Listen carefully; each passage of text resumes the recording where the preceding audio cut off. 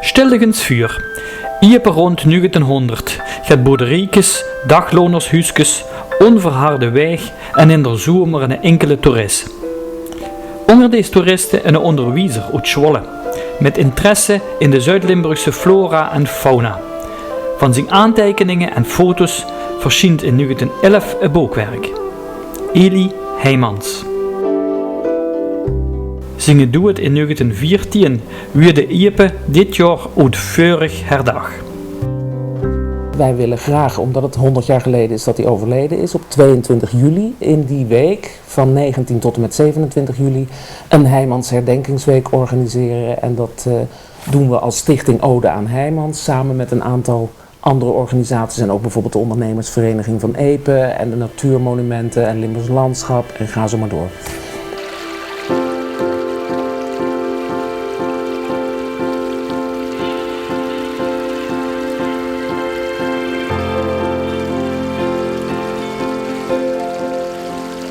Nou, Heijmans raadpleegt veel geologische boeken en komt tot een grappige conclusie, want juist door wat deze boeken niet gaven, dwongen zij tot zelfstandig onderzoeken van de natuur.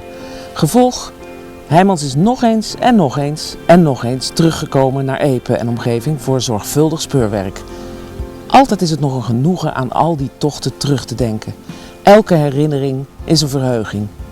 Gelukkig besloot hij toen, liggend op zijn lievelingsplekje, een paar wandelingen op te schrijven. Uit ons krijtland was geboren.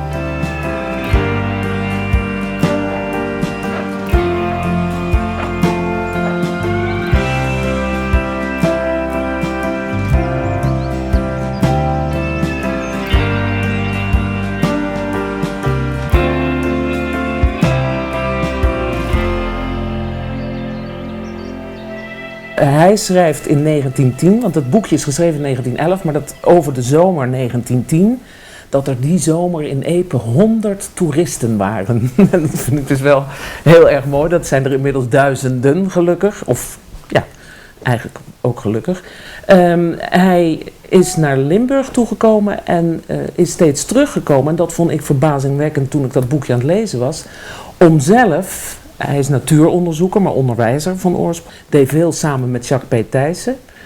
En is steeds teruggekomen om zelf te ontdekken wat hier nou precies aan de hand was. Hij kon er eigenlijk weinig over terugvinden. Dus het is pas iets meer dan een eeuw bekend dat hier het krijt, de vuurstenen, het carboon en zo aan de oppervlakte komen. Dus dat heeft hij eigenlijk zelf onderzocht en beschreven in dat boekje. En wat hij beschrijft in het boekje is 2 weken uit een zomer in 1910. En hij gaat echt op een speelse manier, echt als een qua jongen als het ware, vol verwondering overal heen en liggen in het gras op plekken die we haast niet meer terug kunnen vinden. Dus ik vond het de moeite waard om dat te herschrijven, zodat het ook weer leesbaar is voor de huidige generaties. Die 100 mensen van Heijmans, die kwamen in 1900.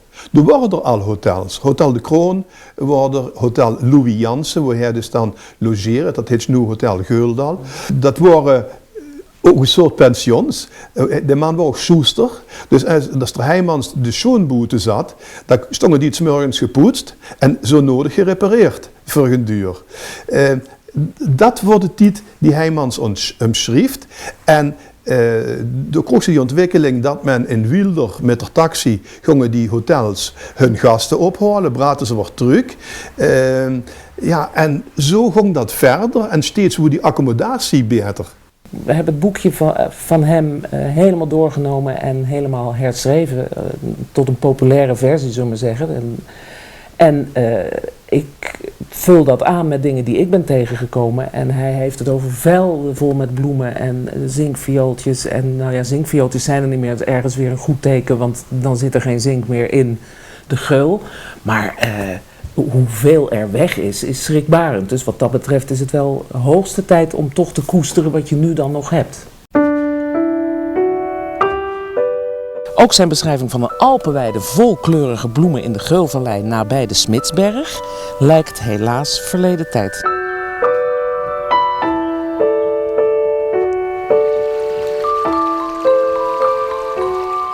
Ze dalen geulwaarts en de drassigheid doet hen verlangen naar waterlaarzen. Bij een boerderij, volgens mij Hoeve-Vernelsberg, gaan ze door een wringhekje en zien ze de Geulbrug al liggen. Na de brug volgen ze het Geulpad richting zuiden door weiden vol zinkviooltjes, blaassilenen en Engels gras. Dat is nu helaas wel anders.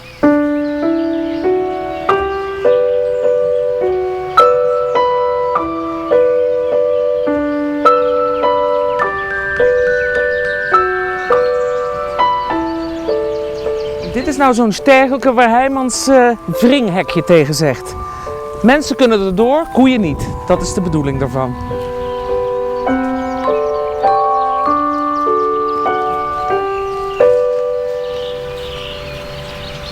Heijmans blikt bij Veuluw interesse te kweken. Zo ook bij Leo Mertens. Dan wil ze het echte boek gaan. En het echte boek, daar is dit een voorbeeld van. Maar bij het echte boek huren 12 stereo-opnames. En dan vraagt ze zich af, en wat is nu een stereo-opname? Kijk, hij hassen ze. Dat zijn 2 foto's nee. Maar dan zegt ze, ja, wat ken ik dan met? En dan moest ze op het Tuts rondlopen op een antiekbeurs eigenlijk. En dan zie ik dit ding liggen. En ik zei, wat is dat? Ja, dat is de stereo-opname te bekijken. Ik zei, en wat kan ik dan zien? Nou, daar kan je zien wie die 2 foto's overeen vallen. En dan zie je die in 3D-techniek, 1910.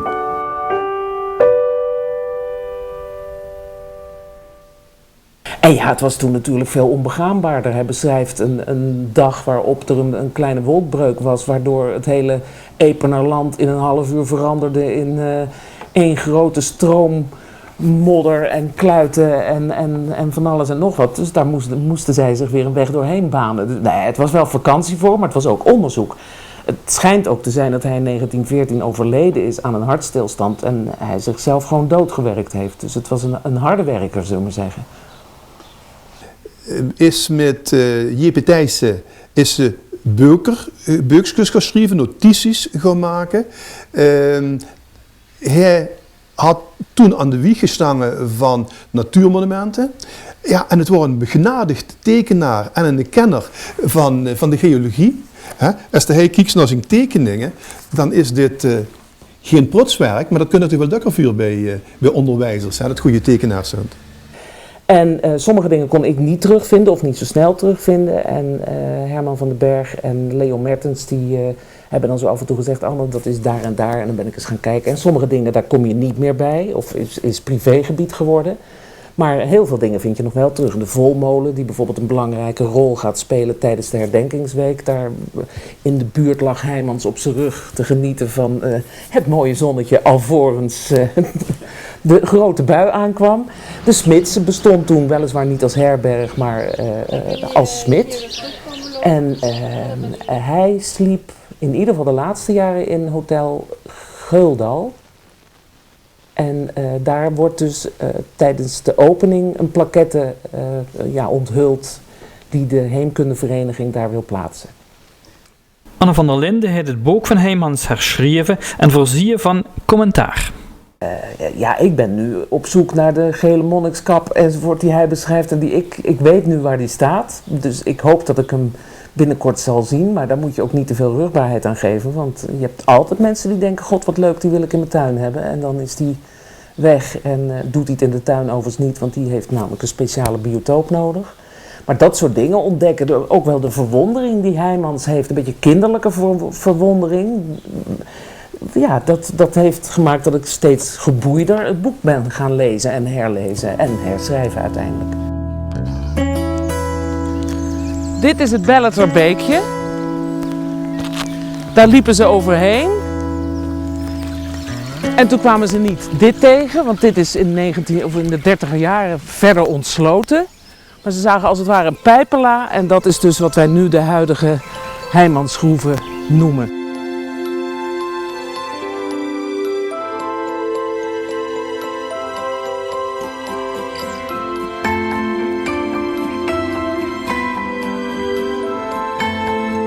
Heimans gaat onder de vochtige steenbrokken op de grond op zoek naar brandbare steenkool. Daar treft hij tot zijn verrassing een alpensalamander aan, een soort die in ons land zijn noordelijkste grens bereikt.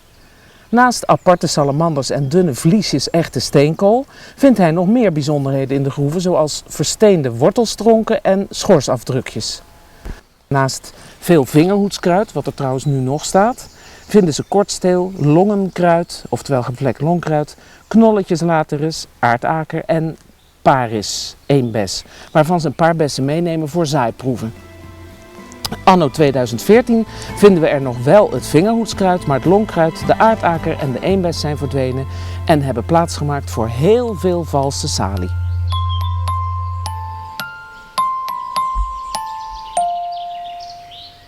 De algemeen directeur van het Zuid-Limburgse VVV vergelijkt uit ons krijtland van Heimans zelfs scheer met de Da Vinci Code van Dan Brown.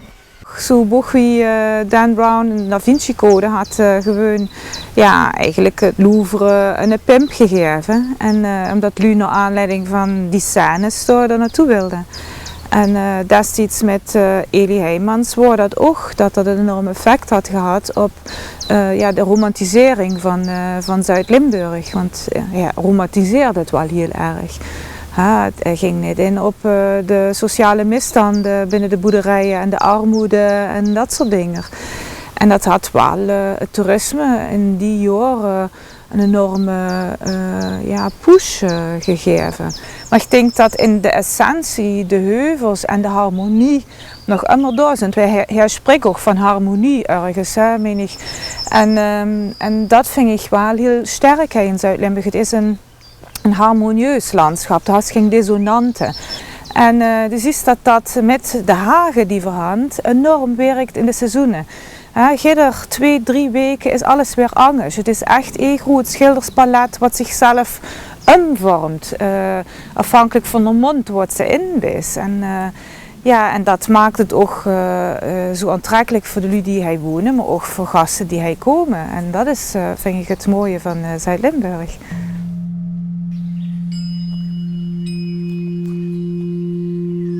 In der bodem, bovenop de Heimansgroeve, vingen voor een meetstation van het KNMI hoe aardbevingen werden geregistreerd.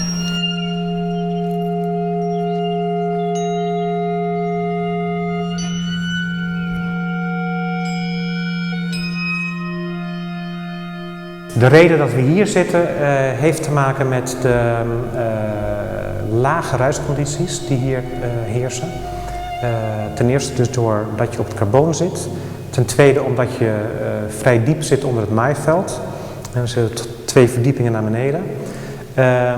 En ook je bent wat verder vandaan van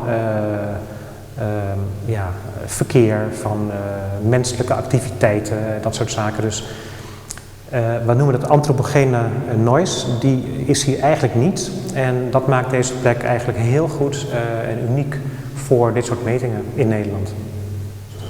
Nou, deze systemen die staan hier al vanaf 1993 denk ik, dus dat is alweer een lange tijd. Die zijn met name bedoeld voor het meten van bevingen in Limburg zelf, bevingen die vlakbij plaatsvinden.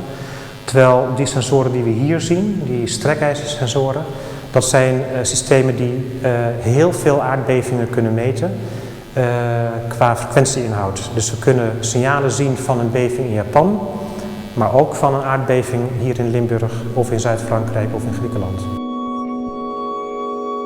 De data die hier wordt verzameld, wordt ook wereldwijd gebruikt. Ook door andere onderzoekers. Wordt gewoon verspreid, is door de wetenschap vrij toegankelijk en beschikbaar. En dan heb je graag een goed station wat goede data en informatie levert.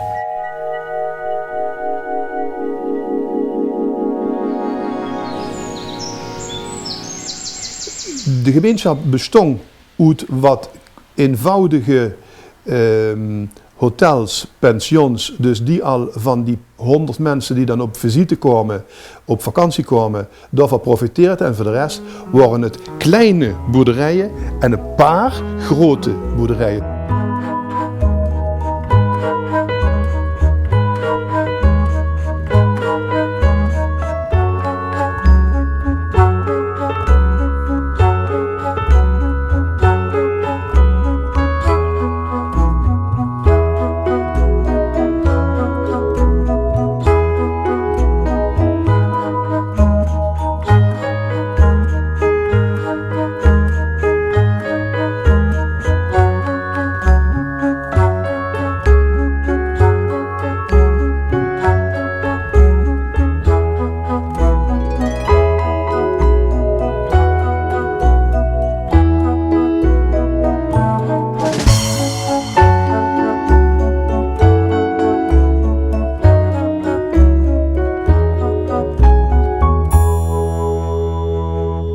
Wat is heemkunde? Heemkunde is het verleden bewaren voor het heden en het heden voor de toekomst.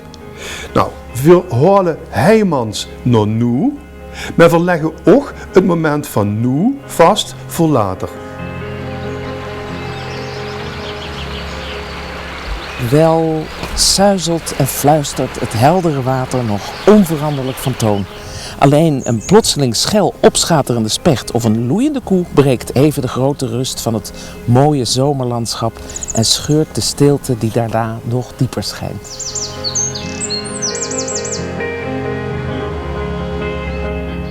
Zuid-Limburg waren er tijd van Heijmans geen onontgonnen gebied meer. Valkenberg boekte rond 1900 al zo'n 10.000 hotelovernachtingen. Maar Iepen was lastiger bereikbaar. De kost er alleen maar met een koets komen.